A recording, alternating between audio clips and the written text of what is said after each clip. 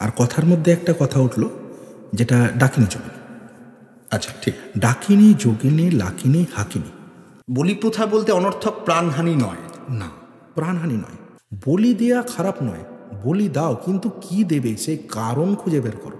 ভুল পথে যদি তান্ত্রিক আলোচনা বা তান্ত্রিক যে আমাদের পথ যেটা রয়েছে, বা ভুল পথে যদি তার সাধনা করা হয়, কি বিপদ ঘটতে পারে সাধকের? বিরাট বিপদ ঘটতে পারে।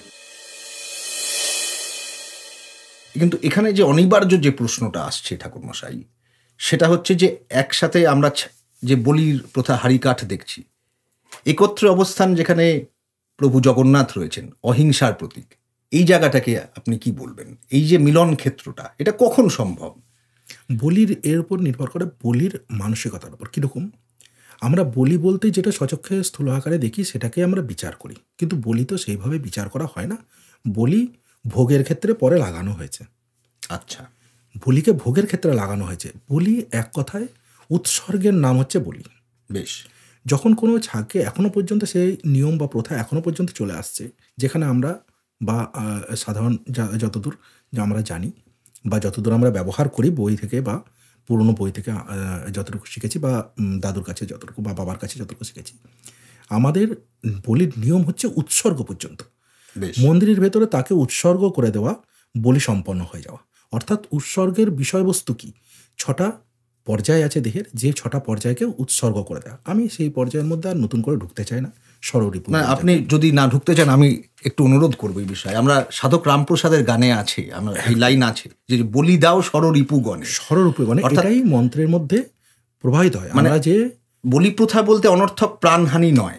না, প্রাণহানি নয়। আমি আগে আমাদের কুপ্রবৃত্তিগুলোকে উৎসর্গ, এটাই আশা করি একই কথা আপনি বলছেন। ভোগে লাগানো। ভোগ কি? ভোগ খুব বাজে জিনিস। বেশ। ভোগ নিবেদন করা আর ভোগ খাওয়ার মধ্যে তফাৎ বুঝতে হবে। আচ্ছা। ভোগ খাওয়া অর্থাৎ লালসাকে নিবারণ করা। কিছু মার্গীয় আছে, অর্থাৎ বা যারা এখন বলি নিয়ে মাতামাতি করছে, তাদের মধ্যে একটা অনেক দিন ধরে এই নিয়ম চলে আসছে যে বলি দিয়ে রোগমুক্ত হতে হবে। মানসা থাকলে বলি দিতে হবে, তাতে যার প্রতি মানসা আছে তার রোগমুক্ত হবে। বলি দিয়ে তার খণ্ডন করে দিতে হবে। বলি দেওয়া এবং এই খণ্ডন করা, এ দুটো কিন্তু আলাদা। খণ্ডন তখনই হয়ে যায় যখন মন্দিরের ভেতরে সেই ছাগের দেহে সংকল্প করে যে ব্যক্তির সমস্যা হচ্ছে, মানুষের এটা এক ধরনের চিন্তা বা এটা এক ধরনের প্রক্রিয়া বলতে পারেন, যে মায়ের কাছে চাওয়া তাদের, যে মা আমি আমার অমুকের অমুক জিনিসটা যদি সম্পন্ন হয় তাহলে আমি তোকে এই জিনিসটা উৎসর্গ করব। বেশ। এই উৎসর্গ পর্যন্ত হচ্ছে বলিদান সম্পন্ন হয়ে গেল। এবার সেটা বাইরে হাড়িকাঠে নিয়ে এসে বলি দেওয়া, এটা হয়ে যায় ভোগের ক্ষেত্র। আচ্ছা। মা গ্রহণ কখনোই ওইভাবে করতে পারেন না। ঠিক, মা গ্রহণ কখনোই ওইভাবে করতে পারেন না। একই জিনিস দুবার গ্রহণ হতে পারে না। কি করে হয় না? দুবার কি করে গ্রহণ হচ্ছে? ভেতরে যখন পুরোহিত মশাই বা যিনি পুরোহিত বা যিনি পূজা করছেন বা উৎসর্গ করছেন, তিনি সেখানে বলি করে দিয়েছেন। মন্ত্র তা ছাগের কানে মন্ত্র দিয়ে তাকে উৎসর্গ করে দিয়েছে। উৎসর্গ করা জিনিস দ্বিতীয়বার কি করে বলি হয়ে যাওয়ার পরে প্রাণ হত্যার, সেটা একদম কি করে সেটা গিয়ে সেটা আবার ভোগ হতে পারে। এবং আপনার কথার সূত্রেই কিন্তু এই প্রশ্নের একটা সমাধান বেরিয়ে এলো। এই যে হিংসা অহিংসার একত্র যে অবস্থান, এটা থাকছেই না, একদম থাকছেই না। কারণ বলি যদি আমরা সেই অর্থে ধরি যে সত্যিই সেই বলি আমাদের খারাপ গুণ, বলি দাও। আচ্ছা, বলি দেয়া খারাপ নয়, বলি দাও, কিন্তু কি দেবে সেই কারণ খুঁজে বের করো। বেশ। বলিটার কি কারণ, বলি শব্দটার অর্থ কি সেটা জানো। আচ্ছা, নিবেদন বা উৎসর্গ, মুন্ডচ্ছেদ করাই বলি নয়। ঠিক, মুন্ডচ্ছেদ করে দিলাম বলেই বলি হয়ে গেল তা নয়। সেটাই বলি যেটা ভেতরে পুরোহিত সম্পন্ন করে দিয়েছেন। একটা যদি কারোর এখন তখন যদি আমরা দেখি, একটা মানুষ যখনকার এই প্রথা সৃষ্টি হয়েছে বা যখন এই প্রথা তৈরি হয়েছে, তখন তারা মনে করেছে একটা মানুষের তখন খুব প্রয়োজন ছিল একটা পাঁঠার থেকে বা একটা ছাগলের থেকে মানুষের প্রয়োজনীয়তা বেশি ছিল। সেই প্রয়োজনীয়তার উপর নির্ভর করে তারাই নির্দেশ দিয়েছিলেন বা তারা নির্ধারণ করেছিলেন যে হ্যাঁ, যদি মনে করো এটাকে কমানোর দরকার আছে তাহলে কমাতে পারো এক। আর দ্বিতীয়ত মানুষকে বাঁচাতে গিয়ে তার যত দোষ আছে, অর্থাৎ দেহের যত যন্ত্রণা আছে বা রোগ আছে, সেটা ছাগে স্থাপিত করো। আচ্ছা, মন্ত্রপুটিত মাধ্যমে,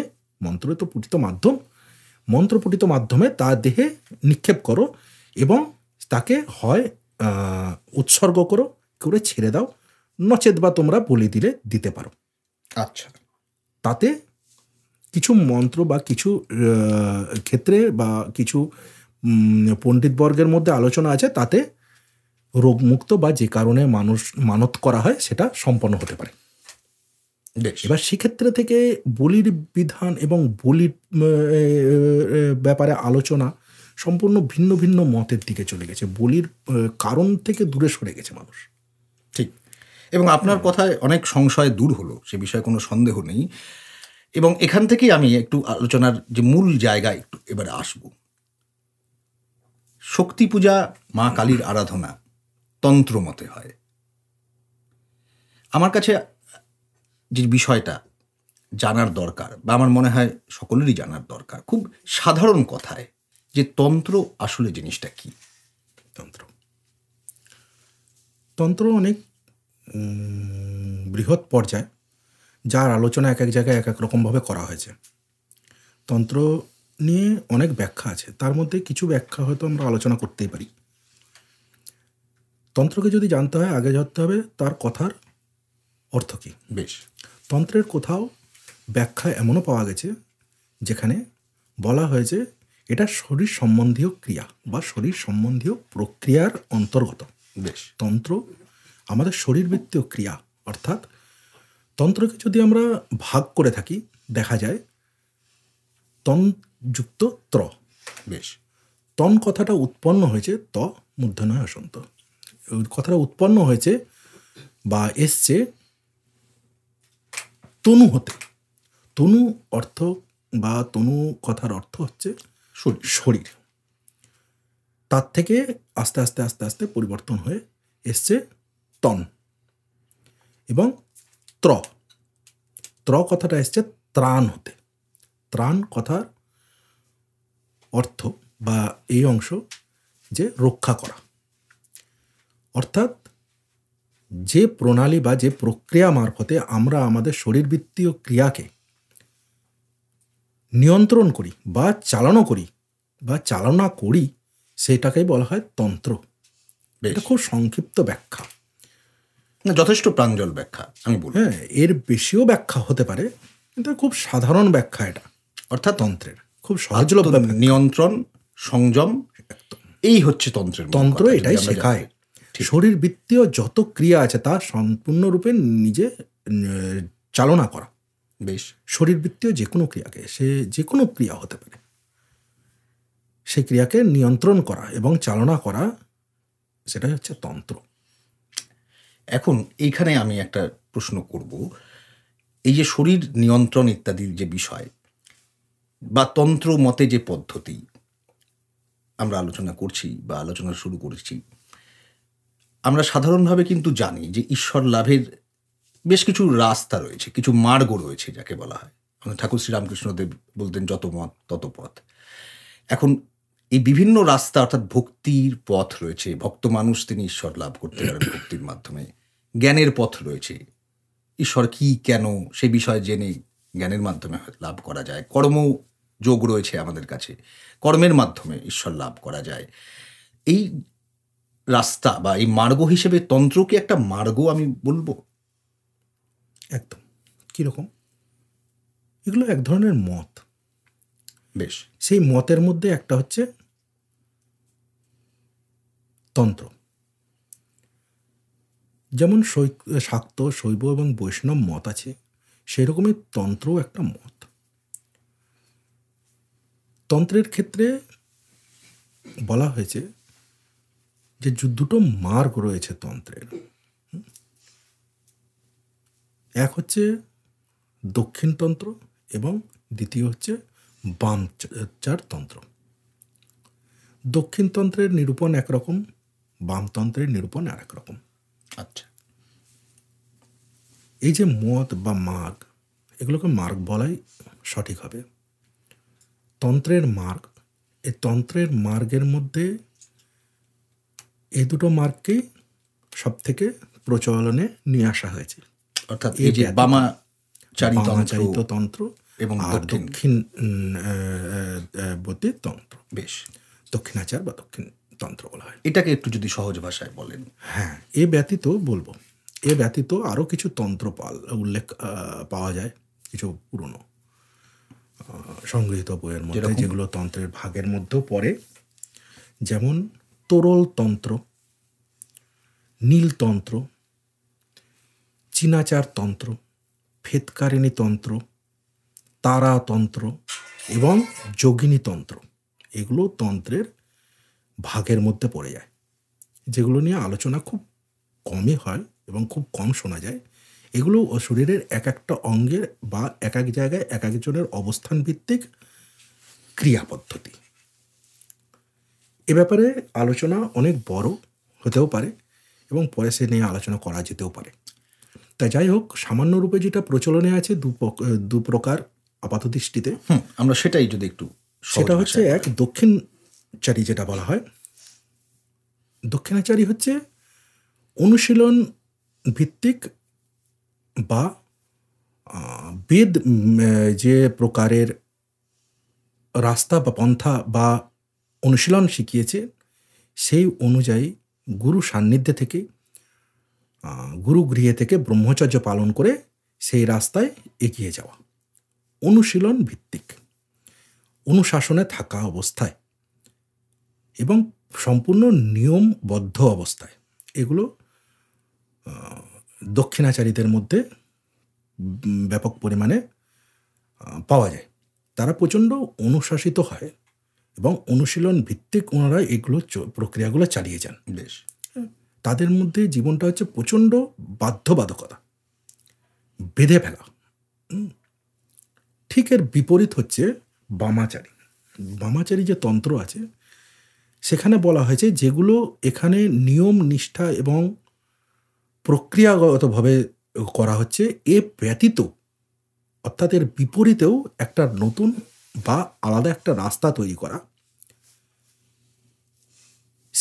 তাতেও বাধ্যবাধকতা প্রচুর, যেটাকে খুব সংক্ষিপ্ত আকার বলা হয়েছে এবং খুব ঝুঁকিপূর্ণ বলা হয়েছে বামাচারীকে। কারণ হচ্ছে বামাচারীর রাস্তার মধ্যে এর আগেও আলোচনায় বলেছি আমি, বামাচারী যে পন্থা হয় বা মার্গ হয় তার মধ্যে পঞ্চ আকার সাধনা পাওয়া যায়, যেগুলোর কারণ অবস্থা রয়েছে এবং স্থূল অবস্থা রয়েছে, অর্থাৎ সূক্ষ্ম অবস্থা রয়েছে এবং স্থূল অবস্থা আপাত দৃষ্টিতে আমরা যেটা দেখি সেটা পাওয়া যায়। 5 প্রকারের মধ্যে আমরা পেয়ে থাকি মদিরা, যেগুলো আমাদেরকে এক কথায় ধারণ করতে এবং পরীক্ষা চলাকালীন এগুলো পালন করতে হয়, যেগুলো গুরুর সান্নিধ্যে থেকে গুরু প্রক্রিয়াগুলো শেখান বা দেখান। মদিরা, মাংস বা মাছ বা মাছ, মদিরা, মাংস, মাছ, মুদ্রা এবং মৈথুন, এগুলো শারীরবৃত্তীয় ক্রিয়ার মাধ্যমে এই পন্থাগুলোকে অবলম্বন করেও কখনো কখনো সাধক ভগবান দর্শন হয়েছে, মোক্ষের রাস্তা প্রশস্ত হয়েছে, এমন দেখা গেছে। এই বামাচারিতা যেটা বা বামাচারী যে সাধনা, এই সাধনার ঠিক দক্ষিণ সাধনার বিপরীত হওয়ায় যা কিছু দক্ষিণচারী সাধনায় রয়েছে তার ঠিক বিপরীত সব কিছু হয়ে চলে। এবং এমন না যে সাধকরা এতে সিদ্ধিলাভ করেনি, বরঞ্চ এমন দেখা যায় বামাচারিতাতে বহু সংখ্যক সাধক শক্তি সাধনায় সিদ্ধিলাভ করেছেন এবং যথার্থ সিদ্ধি নিয়ে শক্তি সঞ্চয় করেছেন। এবং এই কথা প্রসঙ্গেই ঠাকুরমশাই, আমি যেটা লোভ সংবরণ করতে পারছি না, এটা আমাদেরও পরিষ্কার হওয়া দরকার। এই যে পঞ্চ যে রয়েছে, অর্থাৎ মদিরা, মুদ্রা, মৎস্য, মাস, মৈথুন ইত্যাদি, এগুলো নিশ্চয়ই স্থূল অর্থ, সূক্ষ্ম অর্থ রয়েছে। অর্থাৎ মদিরা বলতে নিশ্চয়ই মদ নয় সরাসরি, এটা যদি একটু আমাদের বলেন। এগুলোর প্রত্যেকটায় দুরকম ব্যাখ্যা আছে। এক, আপাত দৃষ্টিতে আমাদের স্থূল দৃষ্টিতে যে কটা দেখানো হয়েছে, এক মদিরা সেই মদিরার ক্ষেত্রে ব্যাখ্যা করা হয়েছে যেটা আপাত দৃষ্টিতে, এবং সূক্ষ্ম অবস্থায় বলা হয়েছে, বহু গ্রন্থে পাওয়া যায় এগুলো। মদিরার ক্ষেত্রকে বলা হয়েছে রস সাধন করা, কিছু বাহ্যিক কিছু আভ্যন্তরীণ রসকে সাধন করা বা নেওয়া, যার দ্বারা মত্ত হয়ে থাকা, অর্থাৎ বিভোর হয়ে থাকা। যেমন মদিরায় সাধারণ প্রবৃত্তির মানুষরা বা সাধারণ মানুষরা মদিরা পান করে মত্ত হয়ে থাকে, তেমনি এই রসাস্বাদন করে সাধকরা মত্ত হয়ে যায়, এক কথায় অঘোর অবস্থায় চলে যায়। মানে তখন তার মধ্যে ভালো মন্দের ভেদ থাকে না। এবং এর মধ্যে ভাগ দেওয়া হয়েছে কিভাবে কি পান করা হবে, কোন জিনিসটা কিভাবে ধারণ করা হবে। যেরকম সামান্য একটা যদি বলা যায়, তার মধ্যে যেমন বলা হয়েছে মদিরা কীরকম হওয়া উচিত, তাম্রপত্রে গুড় এবং আদার রসকে মিশ্রিত করে পান করা। তাতে আমাদের শরীরের কিছু, সেটা কি পানীয় জলে? না, শুধু গুড় আর আদার রস মিশ্রিত করে পান করা। নরম গুড় হবে, অর্থাৎ তরল গুড় হবে, তরল গুড় হবে পান করা। এতে কি হয়, শরীরের কিছু শারীরবৃত্তীয় ক্রিয়াকে নিয়ন্ত্রণ, কিছু জায়গা থাকে শরীরের, যে জায়গাগুলোকে প্রচণ্ড পরিমাণে মদ্য করে দেয়, অর্থাৎ উত্তেজিত করে দেয়, যেটা মদে বা কারণে বা এতে প্রচণ্ড উৎসাহ পাই আমরা। আচ্ছা, অর্থাৎ নিছক মদ নয়, তার নিছক মদ নয়, বা নিছক যেটাকে বলা হয় মদিরা নয়। এবং সেই অর্থে তার মানে মৎস্য কথার তো নিশ্চয়ই মাছ হবে না। মৎস্য কখনোই মাছ নয়, মৎস্য অবশ্যই মাছ। এটা হলো মিন। বেশ, মৎস্য সাধু ভাষায় বলা হয় মিন। আমাদের দেহ জলজ, আমাদের দেহের বেশিরভাগ ক্ষেত্র হচ্ছে জল। 6 প্রকার মাছ আমাদের দেহে তাড়িয়ে বেড়ায় আমাদেরকে, যেগুলো আমাদের নিয়ন্ত্রণ করতে হয়। ষড়রিপুর কথা না, ষড়রিপু এর মধ্যে নয়, ষড়রিপু আলাদা, এবং মাছের যে ব্যাখ্যা করা হয়েছে সেটা আলাদা। এই 6 রকম মাছ আছে। আমাদের দম্ভ আছে, অহংকার আছে, আরও 4 রকম আছে, আমার এখন খেয়াল পড়ছে। অর্থাৎ ক্ষতিকারক মাছ একদম, যে কটা আমাদের বদগুণ রয়েছে সেই গুণগুলোকে নষ্ট করা, এবং সেই গুণগুলো আমাদের পা থেকে মাথা পর্যন্ত চালিত করে আমাদেরকে নষ্ট করে, মৎস্যের মতো গতিবিধি। হ্যাঁ, যেহেতু জলচর আমরা, এইগুলো আমাদের দেহে অনবরত চলাফেরা করে আছে, এগুলোকে সংযম করা। বেশ, সেরকম মাংসও তাই। মাংসকে বলা হয়েছে, মাংসকে কিছু কিছু ক্ষেত্রে সাদৃশ্যপূর্ণ অবস্থায় দেখা গেছে বলিদানের সাথে মাসের সম্পর্ক দেখানো হয়েছে। কীরকম, আমাদের যে কটা শরীরের তন্ত্র রয়েছে তার মধ্যে একটা রয়েছে মাস, একটা তত্ত্ব, এবং সেটা ভক্ষণের ক্ষেত্রে, বলির ক্ষেত্রে ভক্ষণ বলা হয়েছে। কিন্তু যেহেতু মাস এখানে উৎসর্গ এবং ভক্ষণ দুটোর মধ্যে তফাৎ দেখা গেছে, সেক্ষেত্রে মাস এখানে বলা হয়েছে যে, এই জায়গাটা খুব জটিল, ভাই কেটে দে, এই জায়গাটা আমিও বুঝিয়ে উঠতে পারবো না। ঠিক আছে, বলে আমরা বলছি মুদ্রা যদি আমরা আলোচনা করি, মুদ্রা বলতে আমরা ঠিক কিরকম, যাই হোক, আমি মাসটা লাস্ট বলে দিই।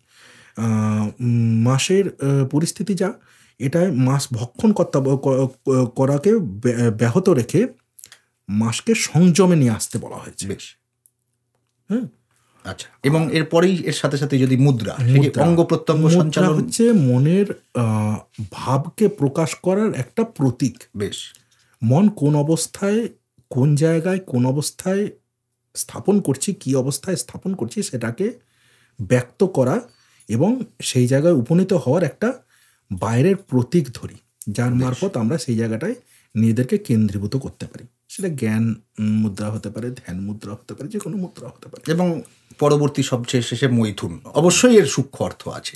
সূক্ষ্ম অর্থ, যেহেতু মৈথুনের জায়গা, সেহেতু সবাই সম্পর্কিত এখন বাইরে এটা সবথেকে বেশি প্রচলিত যে মৈথুনে যেতেই হবে তন্ত্র করতে গেলে। এটা একটা ভ্রান্ত ধারণা রয়েছে। মৈথুন যে জায়গায় যায় সেটার সূক্ষ্ম দশা রয়েছে, অর্থাৎ সূক্ষ্ম অবস্থা রয়েছে। মৈথুন কি? মৈথুন হচ্ছে আমরা আমাদের নিজেদের দেহের অন্তর্গত, বা আমি যদি এত সংক্ষেপে বলি যে প্রত্যেক পুরুষের ভেতরে অভ্যন্তরে একটা নারীর বাস থাকে এক অংশে, এবং একটা নারীর ভেতরে একটা পুরুষের বাস থাকে। মৈথুন হচ্ছে সেই পর্যায়ে নিজেকে নিয়ে যাওয়া যে পুরুষ গিয়ে নারীর সাথে অভ্যন্তরীণ যে নারীর স্বরূপ রয়েছে, প্রত্যেক ভেতরে থাকতে পারে, প্রত্যেক নারীর ভেতরে পুরুষ ভাব অর্থাৎ থাকে। দুই বিপরীত সত্তাকে সত্তাকে স্থাপন করা, মিলন ঘটানো, আভ্যন্তরীণ মিলন ঘটানো। ঠিক। পুরুষের সাথে নারীর যে মিলন, অর্থাৎ কুলকুণ্ডলিনী হতে শক্তি জাগৃত করা বা কুলকুণ্ডলিনী থেকে গিয়ে সহস্রারে মিলন হওয়া, এটা এটাই হচ্ছে হচ্ছে মিথুনের কারণ স্বরূপ। ঠিক। এবং এখান থেকে আমরা একটা কিন্তু আলোচনার খুব গুরুত্বপূর্ণ জায়গায় যাব। আমি যেটা আলোচনা আমাদের করার একটা অন্যতম উদ্দেশ্য, খানিকটা সচেতনতার জন্য আমরা, অর্থাৎ তান্ত্রিক বলতে আমরা যেটা চট করে ধরে নিই যে মদ্যপান, অসংযমী জীবনযাপন, যেগুলো আমরা দেখতে পাই বাহ্যিক দিক থেকে, অবশ্যই সেটা তান্ত্রিকের কাজ নয়। তাহলে সাধারণ মানুষের কাছে একটা খুব বড় প্রশ্ন আসে যে আসল তান্ত্রিক, যথার্থ তান্ত্রিক এবং একজন ভণ্ড তান্ত্রিক আমরা এদের চিনব কী করে? এটা খুব জটিল সমস্যা বলা যেতে পারে, এটা একটা জটিল জিনিসও। কিন্তু কিছু পদ্ধতি আছে যা আমাদেরকে বলে দেওয়া হয়।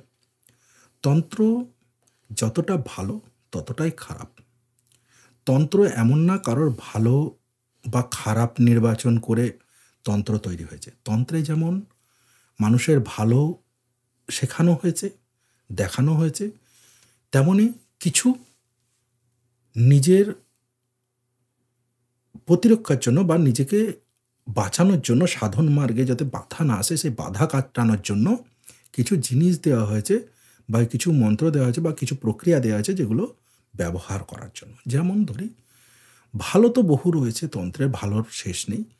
সেইগুলোর মধ্যে না গিয়ে আমি শুধু খারাপের দিকে, যেটার কারণ হয়ে দাঁড়িয়েছে এখন ভয়, বেশ, সেই ভীতি যেগুলো থেকে আসে, যেগুলো মাথায় আগে আসে তন্ত্র শুনলেই, তন্ত্রের নাম শুনলেই যেগুলো আগে মানুষের মাথায় আসে, সেগুলোর মধ্যে পড়ে মারণ, ঝাড়ন, উচ্চাটন, স্তম্ভন, বশীকরণ, সম্মোহন, কারোর এগুলো ক্ষতি করা, কারোর একদম। উপকার করা। তন্ত্র সম্বন্ধে মানুষের এই জায়গাটাই একটা যেন ধরে অর্থাৎ রেখেছে। অর্থের সংকোচন ঘটেছে কোথাও। একদম তন্ত্রকে সংকুচিত করে যেন এর মধ্যে আবদ্ধ করে দেওয়া হয়েছে, কিন্তু তন্ত্র তা নয়। তন্ত্র এবং মন্ত্র দুটোই মানুষের উপকারের জন্য, মানুষের ব্যবহারের জন্য। ঠিক। কেউ কারোর খারাপ করুক সে কারণে না, নিজেকে খারাপ থেকে প্রতিহত করার জন্য, জানার জন্য। যেমন আলো না থাকলে অন্ধকারের মাহাত্ম্য নাই, তেমনি অন্ধকার না থাকলে আলোর মাহাত্ম্য নাই। যতক্ষণ আপনি না বুঝতে পারবেন যে অন্ধকারের পরিস্থিতি কী, ততক্ষণ আলোর মাহাত্ম্য বুঝতে পারবেন না। তেমনি তন্ত্রেও কোন জায়গাটা থেকে নিজের পরিস্থিতি বা নিজেকে রক্ষা করাবে যাবে, সেইটা খারাপ হলেও জানাটা উচিত, কারণ সেটাকে সংযম করতে হবে আমাকে। আমি যদি কোনো বিষয় সম্পর্কে না জানি, আগুনে হাত পুড়বে যদি না জানি, আমি আগুনে হাত দিয়ে দিই, আমার হাত পুড়বেই। আগে আগুন সম্পর্কে জেনে নেওয়া ভালো। সেই জন্য তন্ত্রের কিছু কালোবিদ্যাও আছে যেগুলোকে জেনে নেওয়া ভালো। প্রয়োগ করা না করা সেটা হচ্ছে পরের কথা। যতক্ষণ পর্যন্ত সংযমী, বারবার করে বলা হয়েছে সংযমী, নিজের ওপর যতক্ষণ পর্যন্ত নিয়ন্ত্রণ বা সংযম ভাব না আসছে, ততক্ষণ পর্যন্ত এই রাস্তা যাওয়া কখনোই ঠিক না।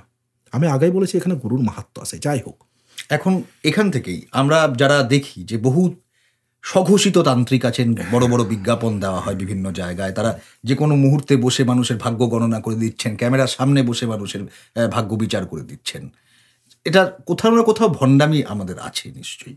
সাধারণ মানুষের জন্য আপনি কি বলবেন? একদম আমরা কিভাবে চিনব?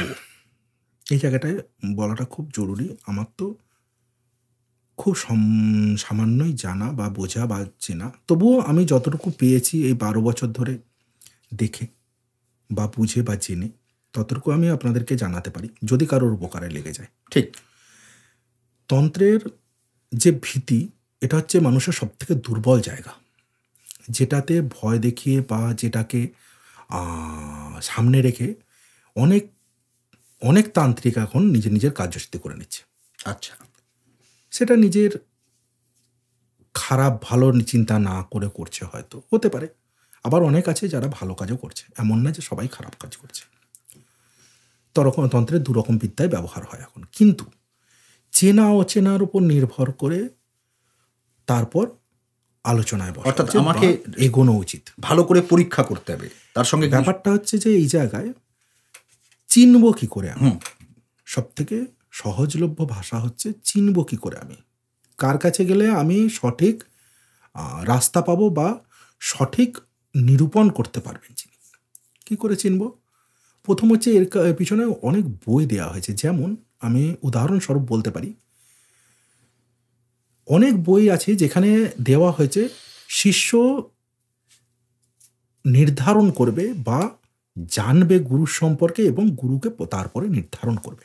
গুরুর জানা উচিত, গুরু কেমন হওয়া উচিত, গুরুর প্রকৃতি কেমন হওয়া উচিত, গুরুর ক্ষমতা কতটুকু, গুরু কি নিজে সঠিক পথে চলেছে, এগুলো প্রশ্ন হওয়া উচিত নিজের মধ্যে, এবং সেই প্রশ্ন গুরুকে করা উচিত এবং গুরুকে নজর করা উচিত বা দেখা উচিত বা খেয়াল রাখা উচিত, গুরুর সান্নিধ্যে কিছুদিন থাকা উচিত, তারপরে গুরু বানানো উচিত।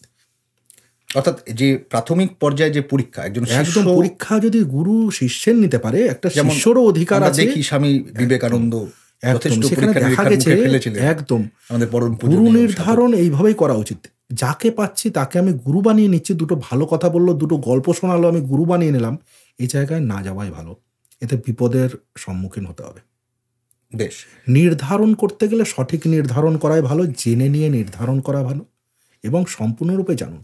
তাতে সময় একটু বেশি লাগবে, বিপদে তো যেতে হবে না, সর্বস্ব নষ্ট তো করতে হবে না, নিজেকে তো বিলিয়ে দিতে হবে না, এবং সর্বোপরি অপরাধ কোথাও হয়তো আটকানো। আর শুধু অপরাধ নয়, নিজেকে বিলিয়ে দেওয়ার মধ্যে সব কিছু আছে। তারা যে রকম ভাবে খুশি নিজে আপনাকে ব্যবহার করতে পারে, যেমন ভাবে খুশি, কারণ ওনারা এত সুকৌশলী হয়, আপনার দুর্বল ক্ষেত্রকে এমনভাবে ধরবে আপনি ওখান থেকে আর বেরোতে পারবেন না, বেরোনো মুশকিল হয়ে যাবে। কাজেই আগে জেনে নিয়ে তারপর নামা ভালো। একই কথা বোধহয় উল্টো দিক থেকেও খানিকটা সত্যি, যে গুরুও ছাত্রকে বাঁচবে, এটা বাঁচেও পরীক্ষার মাধ্যমে। কি যোগ্যতা আছে, এখানে অধিকার অনধিকারের জায়গা চলে আসে। অধিকার মানে এই নয় মানুষ যা বোঝে আমাকে দিচ্ছে না তার মানে আমি অনধিকার, তা নয়। অধিকার হচ্ছে তুমি এটা নেওয়ার উপযুক্ত কিনা। গুরু নির্ধারণ করে 10 জনের মধ্যে যে যাকে আমি দীক্ষা দিচ্ছি সে কি দীক্ষা দেওয়ার উপযুক্ত অধিকারী কিনা, তার জন্য বহু পরীক্ষার মধ্যে দিয়ে যেতে হয়। তেমনই শিষ্যের উচিত যাকে গুরু বানাচ্ছে তাকে নজর করা, অর্থাৎ দেখা, তাকে খেয়াল রাখা যে কখন কি করছে, কোনো তার মধ্যে দোষ পাওয়া যাচ্ছে কিনা। দোষগুণ মিলিয়ে মানুষ হয়, কোনটা উপেক্ষা করে বেরিয়ে যেতে পারি আর কোনটা উপেক্ষা না করলেও চলে, এটা নির্ধারণ করতে হবে। গুরু সম্বন্ধীয় যত খোঁজ খবর নেওয়া যাবে, তাকে প্রশ্নোত্তরের মধ্যে ডেকে নিয়ে আসা যাবে, সেখান থেকে আমরা অনেকটা জানতে পারি। যিনি প্রকৃত জ্ঞানী হবেন, যিনি যোগ্য গুরু হওয়ার উপযুক্ত বা যোগ্য হবেন, তিনি কখনো প্রশ্ন থেকে মুখ ঘুরিয়ে পালাবেন না। এটা সবার আগে, সব থেকে আগে দরকার যে গুরু যিনি উত্তর দিচ্ছেন কিনা, এবং আমি যেরকম চাইছি সেরকম উত্তর না, আমি একটা উত্তর ভেবে রেখেছি একটা প্রশ্নের, গুরুও ঠিক এরকমই প্রশ্নের উত্তর দেবে, তবে আমার মনে হলো এটা আমার উপযুক্ত গুরু, তা নয়। ঠিক সেটা কোনটা সঠিক কোনটা বেঠিক তা আমার পছন্দ হতেও পারে, না হতেও পারে সে প্রশ্নের উত্তর, কিন্তু সঠিক যেন উত্তর দিচ্ছে এটা যেন আমি আরো 2 জায়গায় পরীক্ষা করে দেখে নিতে পারি। বেশ, মানে আপনার থেকে কিন্তু বড় সরল প্রাঞ্জল ভাষা এইভাবে ছাড়া যে পরীক্ষা নিরীক্ষা করা সম্ভব না, এবং ঠিক যথার্থ সাধারণ মানুষের পক্ষে কারোর ভেতরে ঢুকে মনের অবস্থা বা তার প্রকৃতি কি জানা সম্ভব না। দেখা সম্ভব একমাত্র এইভাবে, প্রশ্ন উত্তর। বেশ, আমার পরিধি কতটা সেটা আমার উত্তর জানান দেবে। ঠিক দরকারে, মানে তার মানে যেরকম আমরা দেখবো, আমরা নিরীক্ষণ করবো সে কতটা সংযমী, এবং তার সাথে প্রশ্নোত্তরের মাধ্যমে আমরা তার জ্ঞান যাচাই করে তাকে দেখতে হবে সে কতটা সংযমী, সে কতদূর যেতে পেরেছে, তার জ্ঞান কতটা, সে আমাকে কি নিয়ে যেতে পারে আমি যেখানে যেতে চাইছি, সেটাই সে কি আমার পথ প্রদর্শক হতে পারে, সে কি আমি বিপদে পড়লে আমাকে হাত ধরে তুলতে পারে। এই প্রশ্নোত্তর একমাত্র এর উত্তর দিতে পারে এবং সঠিক গুরু নির্ধারণ করতে পারে। প্রশ্নোত্তরের মাহাত্ম্য এখানে সবার আগে। আপনি উত্তরাধিকার সূত্রে যেরকম পেয়েছেন, আপনার প্রপিতামহ, পিতামহ, আপনার পিতামশাই এবং তারপর আপনি, এখন এই যে কালী পুজো সম্পর্কে আমাদের কিছু ধারণা আছে। প্রথম হচ্ছে দীক্ষা, অর্থাৎ দীক্ষিত না হলে কালী পুজো আমরা করতে পারি না, এরকম একটা আছে। তো আপনার দীক্ষা তো আপনি অবশ্যই পেয়েছেন। এই বিষয়টা যদি একটু পরিষ্কার করেন যে কালী পুজো কি এমন বিশেষ পুজো যাতে দীক্ষার প্রয়োজন হয়? অন্য সাধারণ গৃহকর্মের যে আমরা পুজো করি ঠাকুর দেবতা তাতে তো বোধহয় দরকার হয় না আমি যতটুকু জানি। তো কালী পুজোতেই কেন দীক্ষার প্রয়োজন? হুম। দীক্ষার ক্ষেত্রে বলা হয়েছে দীক্ষার নিজস্ব একটা মাহাত্ম্য রয়েছে।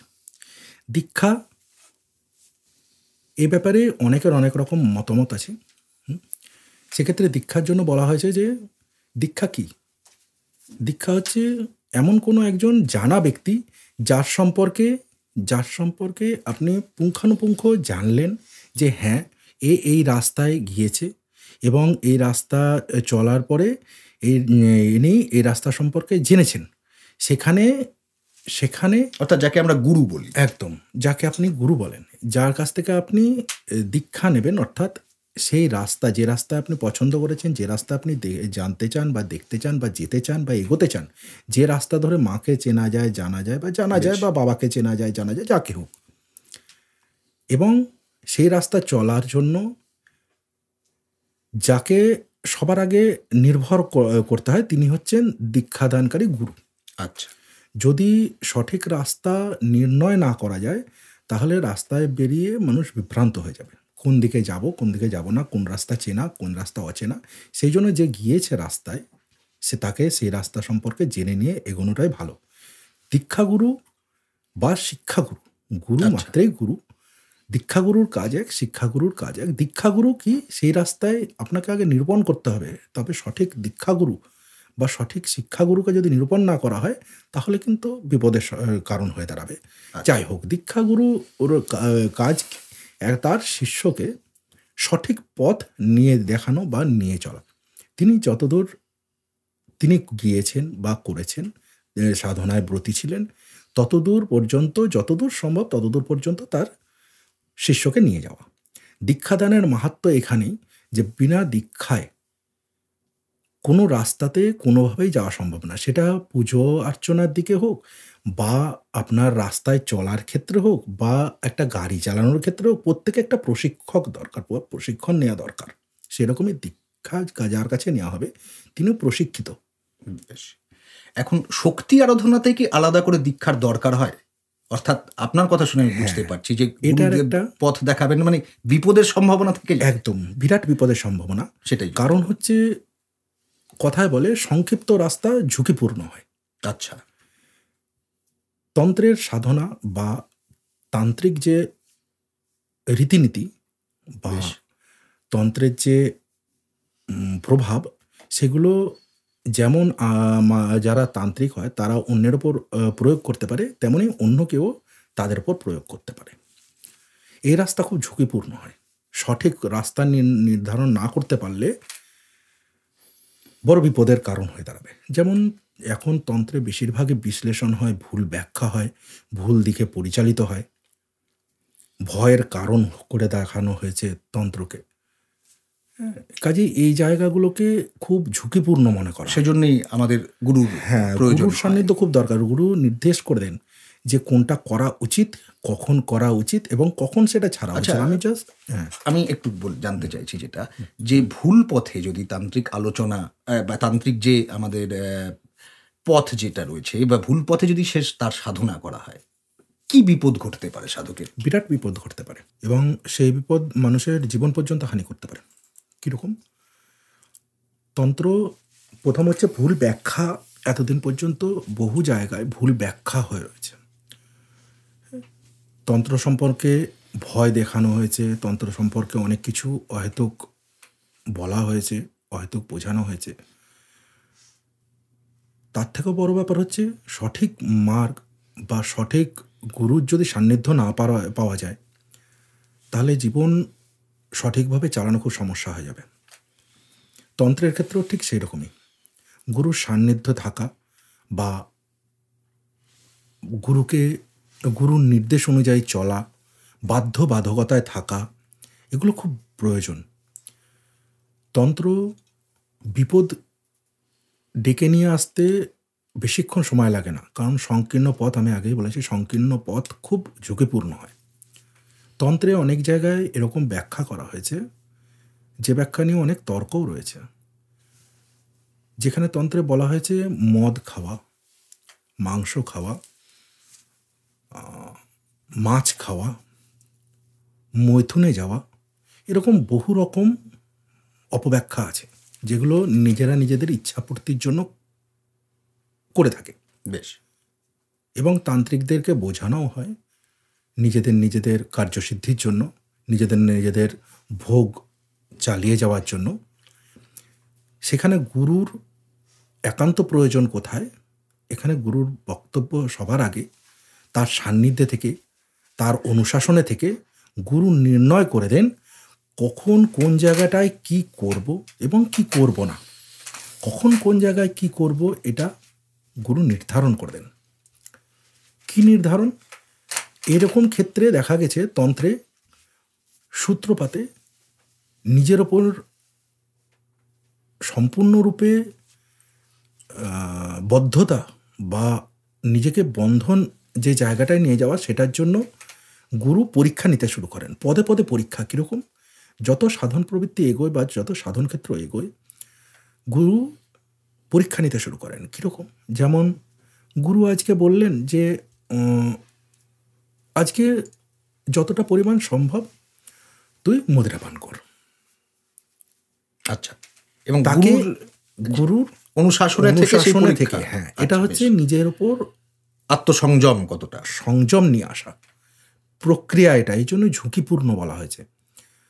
এবং গুরুর তত্ত্বাবধানে এটা। কেউ যদি ভাবে যে না, গুরু বলেছে দেখি আমাকে এটা চালিয়ে যেতে হবে, এটা ভুল ধারণা। গুরু যেদিন চাইবেন সেটা থামিয়ে দিতে পারেন। কেন? আমাদের পুরো সংযম নিয়ে আসার জন্য। বেশ। ধরা এবং ছাড়া এটা যদি নিজের হাতে থাকে বা এর ওপর যদি আমাদের পূর্ণ হ্রাস টানতে পারি আমরা, তাহলে নিজেকে সংযম করা সম্ভব। তন্ত্রে এটা বারবার করে শেখানো হয়েছে। নিজের ওপর সংযম নিয়ে আসা বা নিজের ওপর দৃঢ়তা নিয়ে আসা বা নিজেকে কোথায় কতদূর কী পর্যায়ে নিয়ে গিয়ে থামিয়ে দিতে পারি।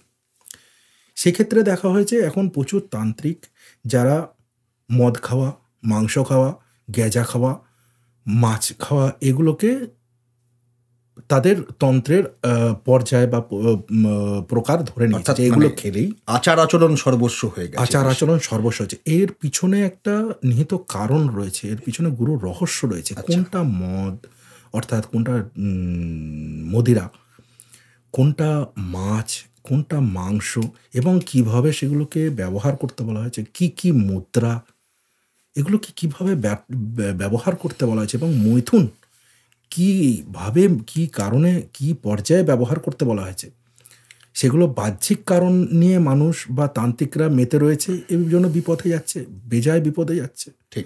মদ খেয়ে তন্ত্র আলোচনায় বসছে বা মদ খেয়ে তন্ত্র চলছে। কিন্তু এক কথায় এগুলোর অন্তর্নিহিত কারণকে বিশ্লেষণ করতে বহু পুরনো বইয়ে বলা হয়েছে, যেগুলোর অন্তর্নিহিত রহস্যকে জানো। মদিরা কী কারণ, কোথায় আমাদের দেহের কোন অংশ, যেটাকে বলা হয় সূক্ষ্মভাব। স্থূলভাবে আমরা দেখতে পাই যে মদিরা বা মাছ ভক্ষণ বা মৈথুনে যাওয়া, এগুলো স্থূল চোখে বা স্থূল ক্রিয়ার মধ্যে পড়ে। আর একটা রয়েছে এর অন্তর্নিহিত রহস্য, যেটাকে সূক্ষ্ম ক্রিয়া বলে। এবং ঠাকুরমশাই, এই প্রসঙ্গেই আমরা আমাদের আলোচনায় তো নানা চিত্তাকর্ষক বিষয় উঠে এসছে, আকর্ষণীয় বিষয় আমরা আলোচনা করেছি যথেষ্ট। একটা অতি সাধারণ, আমি একটু ছেলে মানুষই বলবো, আমার যেটা আমার নিজস্ব একটা চিন্তা ভাবনা, ছোটোবেলা থেকেই দেখে আসি, কালী পুজো, তার সাথে ভূত প্রেত, মা কালী তার চারদিকে ভূত প্রেত রয়েছেন, ডাকিনী যোগিনী কী সব রয়েছে, ভূত চতুর্দশী পালিত হয়। আপনি আপনার একটু ব্যাখ্যা বলুন, এই ভূত প্রেত ইত্যাদি ভয় ভীতি, এগুলো ঠিক কী জিনিস, কেন এগুলো আসছে? ভূত সম্পূর্ণ আলাদা জিনিস। আর কথার মধ্যে একটা কথা উঠলো, যেটা ডাকিনী যোগিনী। আচ্ছা, ঠিক। ডাকিনী যোগিনী, লাকিনী, হাকিনী, এর আরও ব্যাখ্যা, এর আরও নাম আছে, শাকিনী। এগুলো যাই হোক, এগুলো হচ্ছে আমাদের শরীরের এক এক জায়গায় এক একজন স্থাপন করে মায়ের যে কর্মগুলো, অর্থাৎ প্রকৃতিগত কিছু কর্ম আমাদের শরীরবৃত্তীয় ক্রিয়ায় নির্ধারণ করেন বা নিরূপণ করেন, যেগুলোকে আমাদের চালনা করতে হয়। লাকিনী এক জায়গায় অবস্থান করেন, শাকিনী এক জায়গায় অবস্থান করেন, হাকিনী এক জায়গায় অবস্থান করেন, ডাকিনী এক জায়গায় অবস্থান করেন। মাথা থেকে পা পর্যন্ত আমাদের অবস্থান, তাদের গোটা দেশ অবস্থান করে। এদের ক্ষেত্র আলাদা। এটা তন্ত্রবৃত্তীয় ক্রিয়ার মধ্যে বা তন্ত্রের আলোচনার মধ্যে পাওয়া যেতে পারে। আর ভূত সম্পর্কিত আলোচনাটা সম্পূর্ণ আলাদা। ভূত হচ্ছে কিছু অপরিচ্ছন্ন বা চোখে না দেখা জিনিসের প্রতি অজানা ভয় একটা। বেশ। ভূত মানে যে গলা টিপে ধরবে, চুলের মুঠি ধরে টানবে, তা নয়। ভূত সম্পূর্ণ আলাদা। ভূত কি? পঞ্চভূতের অধীশ্বর স্বয়ংভূ। পঞ্চভূত কি? একদম মরে গেলেই ভূত হয়। ভূত হয়ে এসে ধরে আমাদেরকে, এটাই ভয়ের সঞ্চার করে। মরে যাওয়ার পরে ভূত হয়ে এসে কেউ কাউকে তো কোনোদিন ধরে না, কারণ অদৃশ্য কোনো বস্তু বা অদৃশ্য কোনো ভূত যাকে বলা হয় বা অশরীরী আত্মা যাকে বলা হয়, সে কোনোদিন কাউকে স্পর্শ করতে পারে না। এ সম্ভব না। সে হয়তো কখনো কখনো প্রচণ্ড পাওয়ারফুল বা কোনো কারণে পাওয়ারফুল হয়ে হয়তো এক ঝলক দু ঝলক দেখা দিতে পারে বা সামনে আসতে পারে, তা বলে এই নয় যে কাউকে এসে গলা টিপে ধরছে। এগুলো ভ্রান্ত ধারণা। আচ্ছা, তাহলে ভূত নেই তা না। এটাই আমার প্রশ্ন ছিল, আপনি কি করে আমার মনে নেই তা না। তাহলে ভূত জিনিসটা আছে? অবশ্যই আছে। আমাদের দেহের দুটো তত্ত্বের মধ্যে একটা তত্ত্ব হচ্ছে সূক্ষ্ম তত্ত্ব, একটা স্থূল শরীর, একটা সূক্ষ্ম শরীর এবং একটা কারণ শরীর।